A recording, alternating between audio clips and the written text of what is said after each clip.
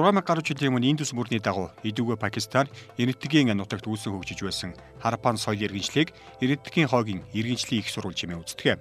16 дугаар зуунд Монголын гүрэн одоогийн Афганистан, Пакистан, Энэтхэгийн Декканы өндөрлөгөөс хойш хэсэг Бангладешийн нутгийг хамран үсэж, улмаар Английн колоничлогчид 18 дугаар зууны сүүлээр Энэтхэгийн хойгийг бүхэлдэн хамарсан эдийн засаг засаг захиргааны нэгдмэл нутагт дэвсгэрийг бий болгосноор өнөө цагийн Энэтхэг улс үүсэх суурьнд тавигджээ. 1885 онд байгуулагдсан Энэтхэгийн үндэсний конгресс нам түүний удирдагч Махатма Гандигийн удирдлагын дор дэлхийн 2 дугаар дайны дараа үеэс тусгаар тогтнолын төлөө тэмцэж эхлэн хүч үл хэрэглэх тухай Гандигийн онол хэрэгжиж англичууд Энэтхэгийг орхин гарснаар 1947 оны 8 дугаар сарын 15-нд тусгаар тогтнол олсон юм. Улмаар 1950 оны 1 дугаар сарын 26-нд бүгд 8 дахь Энэтхэг улсыг зарлан тунхаглаж үндсэн хуулиа батлаж байжээ.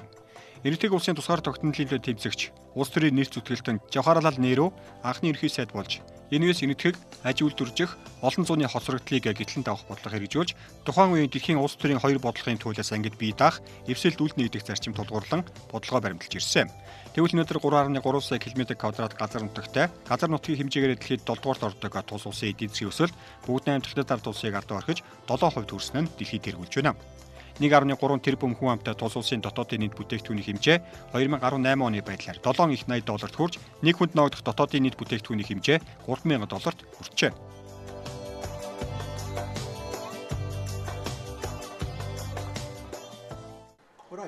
India is the world fastest growing economy. Энэтхэг дэлхий дээрх эдийн засаг нь хамгийн өсөлттэй байгаа улс орнуудын нэг. Өсөлт нь 7% хүрээд байгаа манай улсын эдийн засгийн талаар дэлхий даяар авч үзэж хэлэлцэж байна.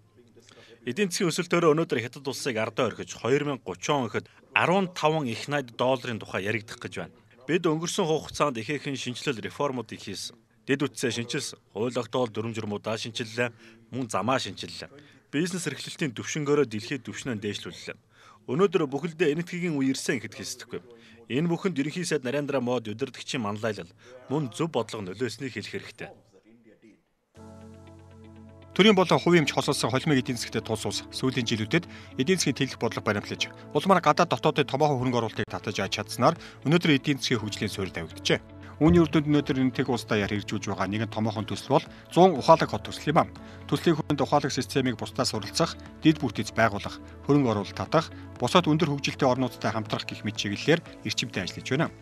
Өнөөгийн байдлаараа хотуудын загвар төсөл гаргах ажлуудыг эхлүүлээд байгаа бөгөөд уг төсөлд Хятад, Япон, Америк зэрэг улсаас томоохон хэмжээний хөрөнгө оруулалт хийхээр болжээ. Улмаараа дараагийн 5 жилд томоохон дэд бүтцийн бүтээн байгуулалтын ажлуудад хурдны галт иргэдэд болох ганг мөрнийг цэвэрлэх гэх мэт төслүүдэд нийтдээ 35 тэрбум Америк долларын хөрөнгө оруулалт хийхээр болоод байна.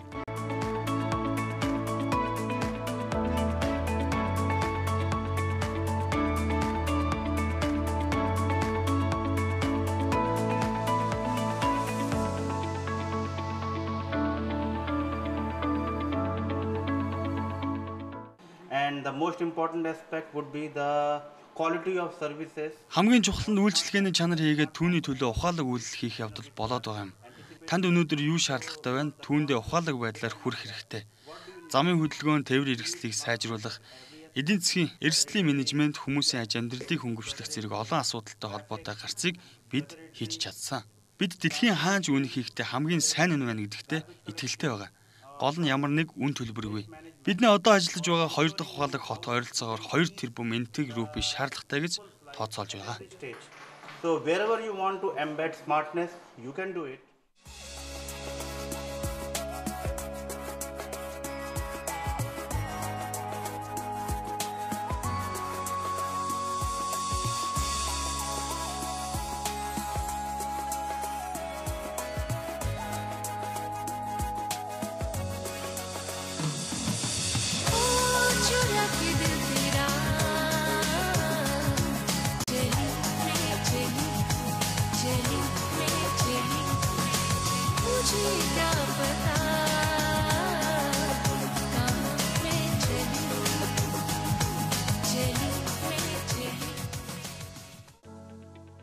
Ерөнхий сайд Нарендра Моди засгийн газрыг тэргүүлэх явцдаа хэд хэдэн томоохон шинжилгэүүдийг эхлүүлэн ажиллаж байна.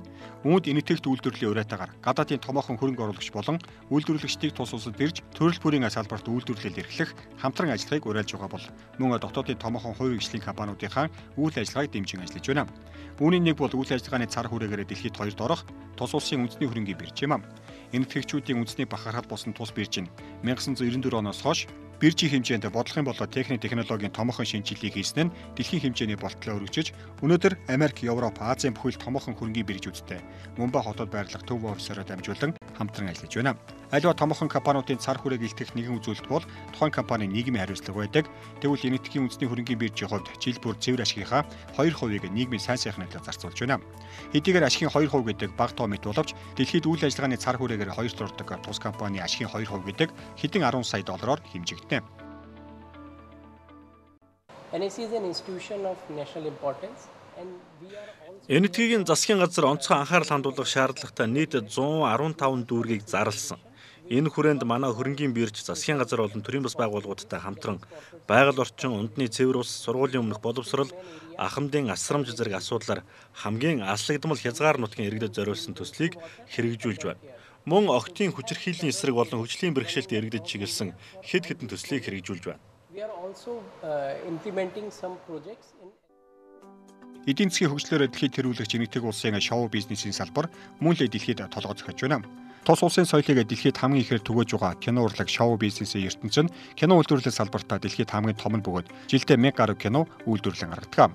Болливуд гэхээр л Энэтхэг улс хэмээн шууд ойлгогдох хэмжээнд хүртэл хөгжсөн. Тус улсын шоу бизнесийн салбар нь Холливуудын кино үйлдвэрлэлийн хэмжээнээс 3 дахин их үзүүлэлт бөгөөд Хятад, Америкийг зуусан дараагаар орох дэлхийн 3 дахь том телевизийн зах зээлтэй улс юм. Тэгвэл Энэтхэг улсын шоу бизнесийн салбарт чухал үр гүйцэтгэж яваа газар бол 24 сая хүн амтай тус улсын санхүү эдийн засгийн төв болох Мумбай хотын захад орших Film City юм. 1977 онд байгуулагдсан цагаас эхлээд дотоодын төдийгүй гадаадын томоохон кино үйлдвэрлэгч нартай хамтран ажиллаж байгаа тус газарт өдөр бүр 3 өөр кино, нэгэн зэрэг зураг авалтаа хийдэг гэхээр Film City гэж цар хүрээ харагдана.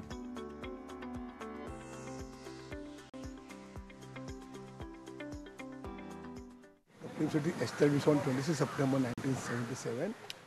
Манай байгууллага 1977 онд анх байгуулагдаж байсан. Мумбай хотын Санжай Ганди үндэсний паркын ойролцоо оршдог кино бүтээлийн томоохон зохицлогчдын студи юм. Бид хэд хэдэн бичлэгийн өрөө цэцэрлэг түрээлэн, нуур, театр болон Болливуудын кино зураг авалтад зориулсан талбайтай. Компани нийт 8 студид гэхэд өдөрт 800 хүн ажилладаг. 2014 онд Энэтхэгийн засгийн газраас зарим студийг аялал жуулчлалын шугамар олон нийтэд зориулан нээлттэй болгосон. Энэтхэгийн бараг бүх Болливуд кино бүтээлүүдийн зураг авалтыг манай талбайд хийсэн байдаг юм. Сүм дуган, шорон, нуур, уул толгод тосгон, цэцэрлэг түрээлэнгээд зураг авалтад шаардлагатай бүхий л объектууд байдаг маа. The main part of the film city to give the land on higher basis to the Энэтхэг улс сүүлийн жилүүдэд Америкийг зуус, Герман, Франц, Япон зэрэг өндөр хөгжилтэй орнуудтай харилцаагаа эрс ирчимжүүлж байна. Америкийг зуус болон Европын холбооны орнуудтай стратегийн түвшинлийг хэмжээнд харилцаагаа өргөжүүлж, зэрэг стратегийн төдийгүй эдийн засаг, худалдаа, шинжилгээ ухаан, технологийн хамтын ажиллагаагаа гүнзгийрүүлэх зорилт тавьжээ. Ерөнхий сайд Нарендра Моди ерөнхий сайд болсноос хойш Азийн бурхны шашинтай орнуудад түлхүү ажил хийж байгаа бөгөөд үүнийг Будда дипломаси хэмээн нэрлэдэг. Бурхны шашнаар дамжуулаад бурхан багшийн ариун дагшин газрууд байрладаг.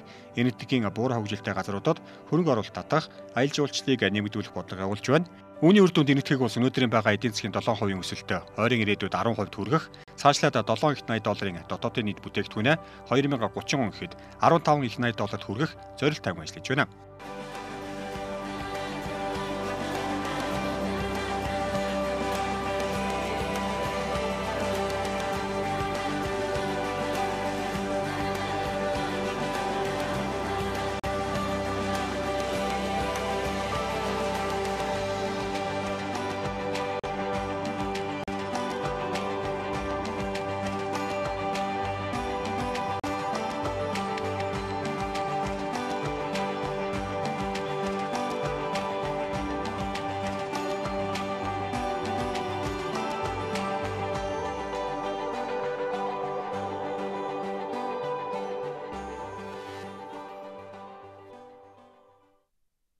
Монгол улс бүгд найрамдах Энэтхэг улстай 1955 онд дипломат харилцаа тогтоосноос хойш хоёр улсын гадаад худалдаа 50 сая долларыг давжээ.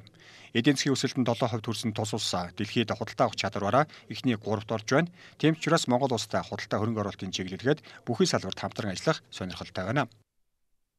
Энэтхэг улсын ерөнхий сайд Нарендра Модын өнгөрсөн 2015 онд Монгол улсад аль бие усны ажил хийсэн. За энэхүү ажлын дараагаар ерөнхий сайдын зүгээс өөрийнхөө эх орны судалгаа мэдээллийн төвд хандан за хоёр улсын хооронд хамтын ажиллагаа бизнес чиглэлд ямар хамтрах боломжууд байгаа талаар судалгаа хийх юм үүрэг болгосон. Танд өрөөндөө судалгаа мэдээллийн төв өнгөрсөн хугацаанд маш олон төрлийн Монгол Энэтхэг хоёр улсын худалдаа хөрөнгө оруулалт болон за мөн бүхий салбартах хамтын ажиллагааны талаар судалгаа хийсэн талаараа бидэнд тодорхой мэдээлэл өглөө. За дэлхийн бусад орнуудын хувьд бол Монгол улстай газрын тос болон газрын ховор элементийн талаар худалдаа хөрөнгө оруулалтын чиглэлээр хамтран сонирхолтой байдаг бол за Энэтхэг улс энэхүү салбараас гадна за мөн эрүүл мэнд, аялал жуулчлал за мөн газар тариалгын салбарт хамтран ажиллах маш том боломж байгаа гэсэн ийм мэдээллийг бидэнд өгж байна. Our economy will grow.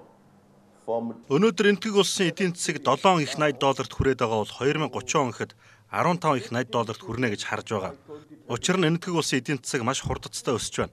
Одоо байгаа эдийн засгийн 7% өсөлтийг ойрын ирээдүйд 10% хүргэх зорилтыг Энэтхэг улс тавиад байна. Тиймээс Энэтхэг улс бол маш том худалдаа авахч орн болох бөгөөд Монгол улстай газар тариалгын салбараас ахуулаад бүхий л чиглэлд хамтран ажиллах боломжтой гэж харж байна.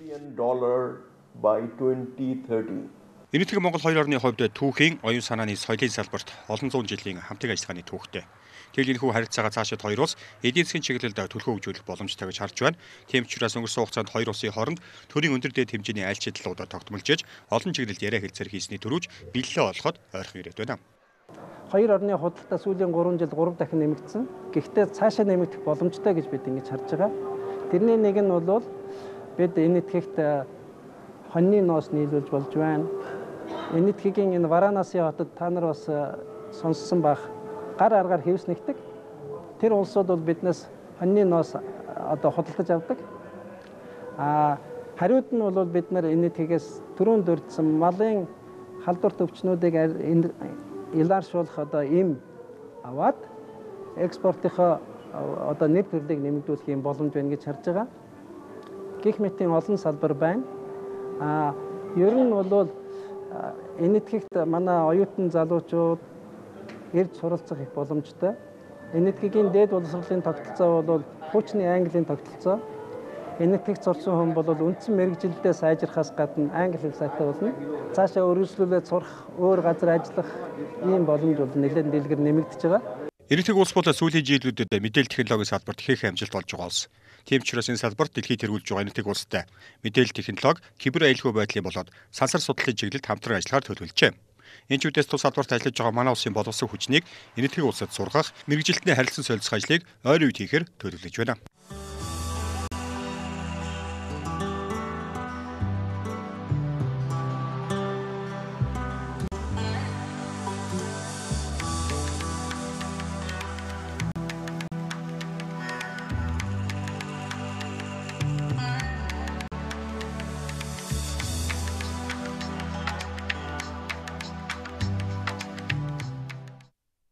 Энэтхэг Монгол хоёр улсын хооронд дипломат харилцаа тогтсноос хойш хэрэгжүүлж байгаа хамгийн том төсөл бол тус улсаас авах 1 тэрбум долларын хөнгөлтэй зээлийн хүрээнд баригдах газрын тос боловсруулах үйлдвэр юм. Тэгвэл өнгөрсөн хугацаанд боловсруулах үйлдвэр барих техник эдийн засгийн үндэслэлийг боловсруулж дуусаад байгаа бөгөөд эх сард төслийн гүйцэтгэгч компани манай улсад төлөөлөгчийн газраа нээх гэж байна. Тэрбум гараг хүн амт Энэтхэг улстай манай улсад дипломат харилцаа тогтоосноос хоёр улсын худалдааны эргэлт сүүлийн 3 жилийн хугацаанд огцом өссөн гэсэн мэдээллийг тус улсын талаас өгж байгаа. Харамсалтай нь энэхүү огцом өсөлт нь ердөө 50 орчим сая доллартай хэлбэлзэж байна гэдэгт Энэтхэгийн талаас тухайн чамлаггүй хандж байгаа юм. Тийм ч бас манай улсад бүх талын чиглэлээр хамтран ажиллах сонирхолтой байгаа тус улсаас илэрхийлж байна. За ялангуяа манай уул уурхай салбар болон газар тариалгын салбарыг тус улсаа маш их сонирхож байгаагаа илэрхийллээ. Тэгвэл хоёр улсын хамтын ажиллагааг шин шатнаг гаргах төсөл бол Энэтхэгийн талаас манай улсад үзүүлэх тэрбум долларын хөнгөлтэй зээл. Зээлийг манай улс боловсруулах үйлдвэр, хөдөө аж ахуй болон зам тээврийн салбарт зарцуулахаар шийдээд байгаа. Тэр дундаа жилдээ тэрбум орчим долларын газрын тосны бүтээгдэхүүн импортоор авч 6.4 сая баррел түүхий газрын тос экспортлож байгаа манай улсын хувьд газрын тос боловсруулах үйлдвэр барих ажилд хөнгөлтэй зээлийн ихэнх хувийг зарцуулахаар болсон. Тэгвэл хамгийн сүүлийн байдлаар тус үйлдвэр барих ажлын явц нь энэ ажлын орон нутгийн дэд бүтцийг барьж байгуулах ажил бол амжилттай явж байгаа. Энэтхэгийн талтай хамтраад тендер зарласан энэ төслийг гардан хэрэгжүүлэх зөвлөх компанийг шалгаруулсан. Техник эдийн засгийн үндэслэл гээд 3 зузаан ном байдгийн байна. Тэрийг боловсруулж гаргасан. Одоо энэ ажлыг гардаж хийх компани Улаанбаатар хотно өөрийн төлөөлөгчийн газраа 4-р сард байгуулна. Энэ том төсөл учраас энд олон компаниуд оролцсон. Энэтхэгийн аж үйлдвэрийг Монгол танилцуулах гэсэн нэртэй үзэгдэлтэн 4 сарын 25-наас 27-нд Улаанбаатар хотно гарна. Үүнээс гадна газрын тос боловсруулах үйлдвэрээс гарах бүтээгдэхүүний технологийн лицензүүдийг авах судалгааны ажлууд хийгдэж байна. Учир нь боловсруулах үйлдвэрээс гарах бүтээгдэхүүн гэж ерөнхий нэрлэж байгаач бүтээгдэхүүн тус бүртээ маш олон төрлийн технологиудыг шаарддаг байна. Одоо 1 тэрбум долларын зээл байна. Тэр нь бол 2020 оноос ингээд хэрэгжиж эхэллээ гэж бодъё. Тэгэхэд бол 20 жилийн дараагаас хэдэн төгрөг байх вэ гэхээр 1.4 тэрбум доллар болох байхгүй.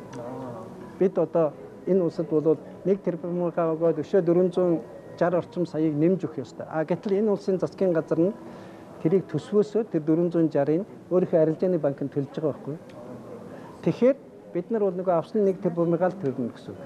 Зөрүү 460 орчим сая долларын бол энэ улсын засгийн газар нь такс татвар төлөгчдийнхээ мөнгнөөс өөрсдийнхөө арилжааны банкнд төлж байгаа. Тэрбум долларын хөлтэй зээлийн хүрээнд Монгол улс газрын тос боловсруулах үйлдвэртэй болохоос гадна зээлийн 350 орчим сая долларыг өгөөж нь манай улсын туслан гүйцэтгэгч компаниудад үлдэнэ.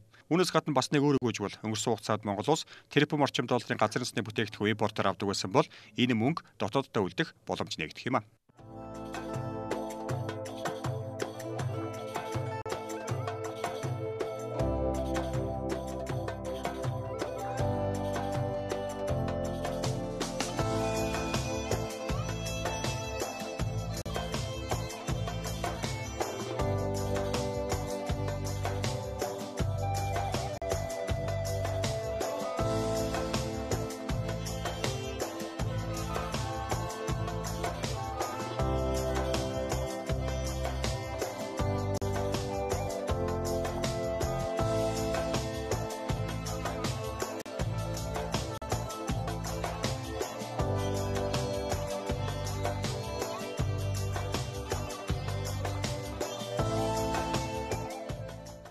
Газар нутгийн хэмжээгээр дэлхийд 7 дугаарт ордог бүгд найрамдах Энэтхэг улс уул уурхайн бүтээгдэхүүн боловсруулах үйлдвэрүүдээр дэлхийд алдартай.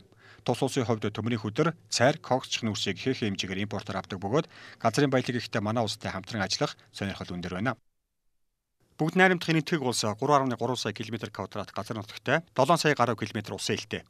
Энэ ч үднээс тус улсын ачаа тээврийн салбарыг хийхэн хөгжсөн түүнийгээ уул уурхайн бүтээгдэхүүн тээвэрлэлтэд өргөнөөр ашигладаг.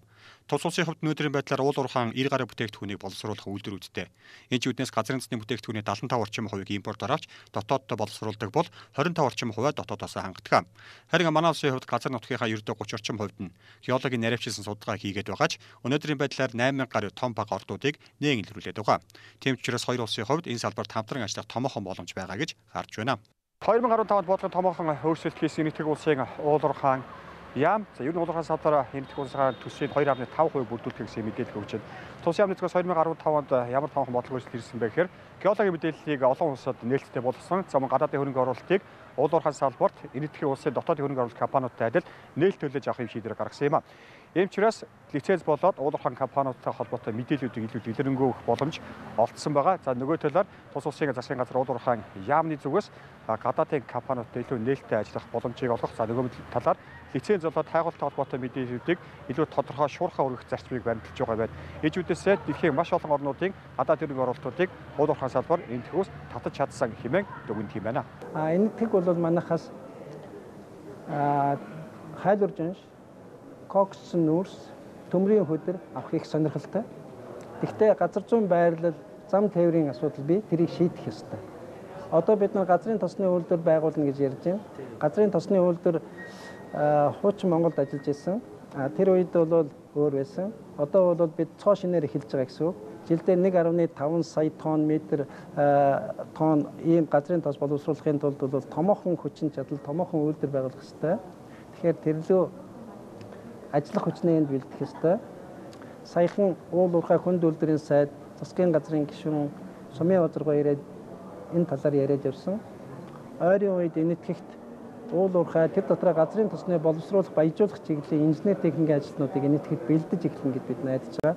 Энэтхэг улс өнөөдрийн байдлаар дотооддоо нүүрс, цемент, төмний хөдөр, манган, боксит, хором, зис зэрэг уулуурхан бүтээгдэхүүнийг их хэмжээгээр үйлдвэрлэдэг. Томоохон дид бүтцийн төслүүдийг хэрэгжүүлэхээр төлөвлөд байгаа нь ган болоод төмний хөдрийг боловсруулахад хэрэглэгдэх когч нөрсний хэрэглээг эрс өсгөн эрх чиглүүлээд бусад орнуудаас дээрх түүхийдийг импортлох хэмжээгээр нэмэгдүүлэхээр байгаа. Түүнчлэн цэвэр эрчим хүчний хувь хэмжээг нэмэгдүүлэх, их үүсвэрийг төрөлжүүлэх тал дээр эрчимтэй ажиллаж, сэргээгдэх эрчим хүчээр ажиллах 1000 мегаваттын станц барих, инхийн зориулалтаар буюу цөмийн цахилгаан станцуудын тоог нэмэх, мөн Америкийн цуустай цөмийн эрчим хүчний аюулгүй ажиллагааг хангах, Австрали улсаас уран авах гэх мэт ажлуудыг эрчимтэй хэрэгжүүлж байна.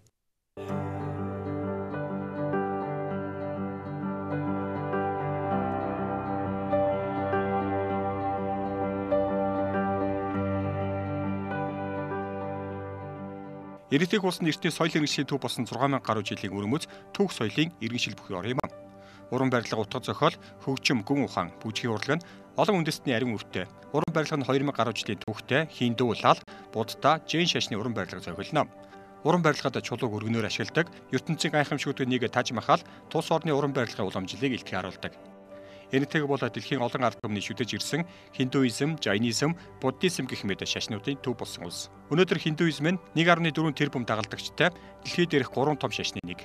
Эдгээрийн нөлөөгөөр дэлхийн өнцөг болон бүрт йог, бясалгал, цагаан ололт болон шашнаар дамжин Энэтхэг улсын соёл төгөж байна.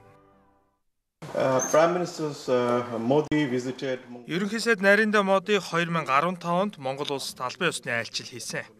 Энэ айлчлалын дараагаар хоёр улсын харилцаа шин шатанд гарсан гэж үзэж болно. Хоёр улс өнөөдрийн байдлаар хамтран ажиллаж байгаа ч энэ бол зөвхөн эхлэл гэж харж байна. Гэтэл бидэнд хамтран ажиллах маш томоохон боломжууд байна. Тухайлбал олон улсын давтсан дах хоёр улсын хамтын ажиллагаа. Мөн хоёр улсын хоорондох боловсрол, эрүүл мэнд, аялал жуулчлалын салбаруудыг энд дурдж болно. Сүүлийн жилүүдэд Энэтхэг улсыг зорих монгол жуулчдын тоо өссөөр байгаа. Буддын шашны төв болсон тус улсад Таж Махал, Дармасалаа болон Бурхан багшийн төгс гэгрэрлийг олсон Бодгая гэх мэт буддын шашны олон төвүүд байдаг. Тухайлбал Бодгая цогцлбарын хувьд өглөө 6 цагт үүдээ нээхээс эхлээд үд шаалга барих хүртэл буддын шашинд жуулчдын хөл тасардаггүй. Түүнээс гадна сүүлийн жилүүдэд эрүүл мэндийн аялал жуулчлалаар тус улсыг зорих монгол жуулчдын тоо өссөөр байгаа. Өндөр хөгжилтэй орнуудыг бодвол өртөг багтаа Энэтхэгийн имлэгүүдэд монгол иргэд ихээр хандах болжээ. Гэхдээ эрүүл мэндийн аялал жуулчлалаар тус улсад очиж байгаа иргэдийн хувьд анхаарах хэд хэдэн зүйл байгааг элчин сайд ноён ган бол анхааруулж байна. Сүүлийн үед элчин сайдын янаас анхаарал нэг зүйл хийж байгаа нь энэ зуучилдаг улсууд нь мэрэгжлийн байх хэрэгтэй, мэрэгжлийн эмч байх хэрэгтэй. Тэгээд ажил үүргээ бол гэрээний дагуу тодорхой хэн юу хэлэх үү гэдгээ ойлголцсон байх хэрэгтэй.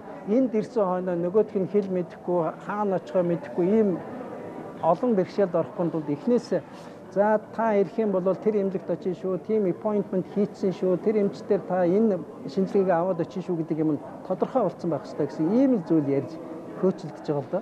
Тэгэхгүй бол айл гэрт одоо бүгдээрэнд нь адилхан нэг зовлон тохиолдоход тэгээд за тэр яваад ирсэн байна, тийшээ явах нь зүйтэй юм байна гэж явдаг. Энд ирсэн хойноо хаана буух уу, ямар хүнд хандах уу, айгүй бол түрүүний ярьдгаар огт өөр унш гараад ирдэг. Тэрийг эмчлүүлж дараагийнх юмд орно гэдэг. Сахарын эмчлүүлэхгүй бол хагалгаанд орж болохгүй гэдэг. Ингээд зөндөө олон бэрхшээлд ордог байхгүй. Тийм болохоор эрүүл мэндийн салбарт хамтарч ажиллах, эмнэлгийн тусламж үйлчилгээг авах энэ нэг боломж байна.